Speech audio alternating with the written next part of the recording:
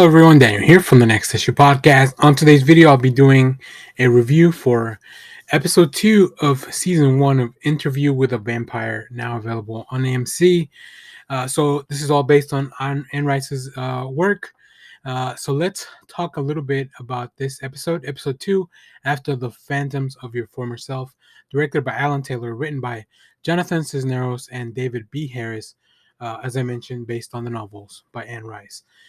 And man, this second episode just follows up with a bang.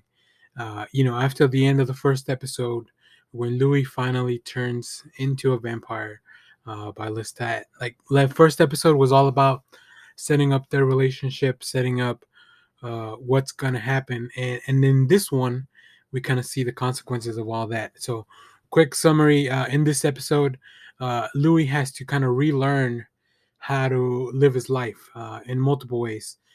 He is now a vampire, so he has to relearn how to do vampire things while maintaining his life as Louis. Uh, but also, it's all about the relationship between Lestat and Louis. And when it comes to it, their relationship is very complicated in the show. It is that of the vampire and who he has turned. It is also that of um, lovers. It is also that of like mentor and mentee. It is very interesting, very complex, and I think the cast is doing a fantastic job. So, speaking of the cast, this episode stars Jacob Anderson as Louis the Point Dulac, uh, Eric Bogosian as Daniel Malloy, who is the interviewer, and Sam Reed at Lestat the Lion Court. The other vampire, we have other people in the cast, which overall, and I'll just say this as a general statement for the show, the cast has been superb. Like the acting is just really, really good. Their emotions, specifically Anderson, right? Anderson is our anchor as the viewer, and he's just doing such a good job. Having to do, he's the one that so far that has to pull. I would call it double duty. We have Louis back in the 1910s and 20s and 30s, as we see him recount the story, but also we have Louis in the current time having the interview with Daniel Malloy. So yeah, he's this show is completely on his back, and he's doing a fantastic job. Um, he shows such vulnerability at times. He also shows this rage and indignation because in the times that he lives in, you know, very racially charged uh, commentary of this, a black man who is successful in New Orleans at the time and how he's treated, even though he's a successful man, how he's treated by the rest of society. So it's really interesting, and obviously this also comes into play with the way Louis has to act when with Lestat in public. You know, it's all very different. It's a very different dynamic of a black man and a white man uh, going around New Orleans. Even though Louis is a powerful man, there's still all those things. But now he has kind of transcended being just a man. He's now a vampire, and those are the things that he's dealing with. And I think this episode, it's all about Louis reconciling how he's now a different person who is now above all that, but not really, because it still affects him as part of his everyday happenings.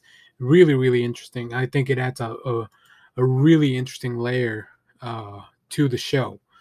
So I appreciate that. I feel that the creators of the show, although it seems that obviously some of these things are changes, they're changes that are very mindful and very well planned. The material is important. The source material is important, but I think overall, what's more important to them is to deliver a good story while still being respectful of the original material. So I'm really, really enjoying the show.